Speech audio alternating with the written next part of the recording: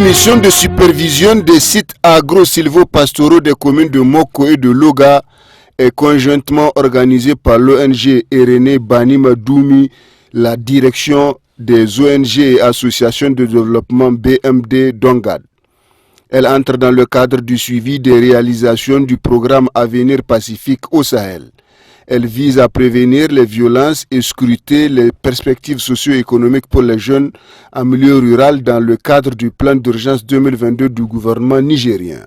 La première étape de cette mission est la commune rurale de Moko, notamment le village de Batako, où les femmes qui ont été appuyées en intrants agricoles et en embauches bovines se sont fortement mobilisées pour accueillir leurs hôtes. Le maire de Moko a, dans son mot de bienvenue, félicité les donateurs et a exhorté les bénéficiaires à faire bon usage. Le représentant du consortium Banima Doumi El-Haj Amadou Mahamadou lance un appel à tous les acteurs de développement au Niger en vue de les soutenir. Notre programme est également tire à sa fin sur les 3 années indicatives. Il se trouve que nous sommes en train également de mettre en place un nouveau programme pour 4 ans dans toujours la même région de Dosso. Et c'est le moment pour nous, c'est le lieu pour vraiment lancer un appel au gouvernement, un appel notamment aux autorités régionales et à tous les partenaires qui soutiennent le développement d'une manière générale dans notre pays, de nous apporter leur contribution pour pouvoir boucler la part de 25% domestique que la nouvelle phase de 4 ans requiert de notre côté. La seconde étape de cette mission est la commune de Loga, particulièrement sur le site de Waziri Kwara, où des réalisations ont été effectuées par le consortium et a appuyé les populations en intrants agricoles et en encadrement. Nous avons appuyé 107 producteurs en matériel de maraîchage sur le site de Waziri Kwara qui est de 3 hectares, a indiqué Abdouzika Sombeize, coordonnateur de l'ONG Action pour une gestion de risques climatiques. Nous avons jugé utile de leur apporter une consolidation des actions entreprises par le PAC RC à travers des appuis en intrants et en encadrement. Donc sur ce site de 3 hectares, nous avons appuyé les 107 producteurs en matériel de maraîchage, donc le petit matériel de maraîchage accompagné des intrants semences potagères. Donc nous avons eu à placer des semences de laitue, des choux, de carottes, de moringa, de pommes de terre et surtout de maïs.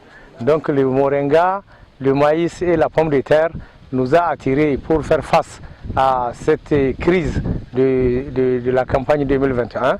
Donc nous avons intervenu sur le site pour apporter l'appui du consortium BMZ et dans le cadre du plan d'urgence à la demande des autorités nationales.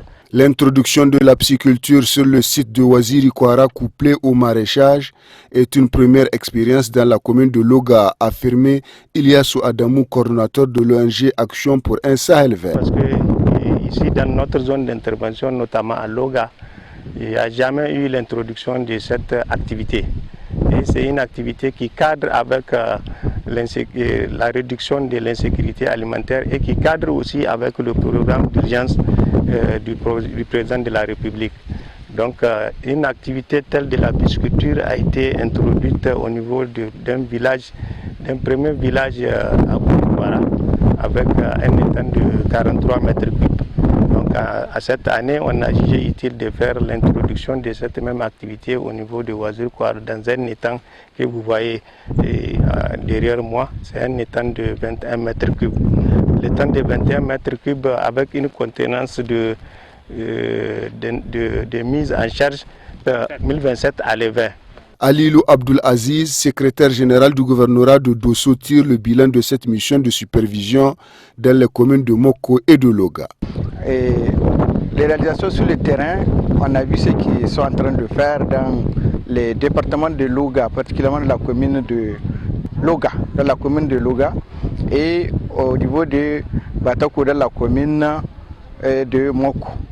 Alors, les réalisations de ces différentes organisations qui sont en consortium pour appuyer les populations de ces différentes localités entrent dans le cadre du projet Avenir Pacifique au Sahel.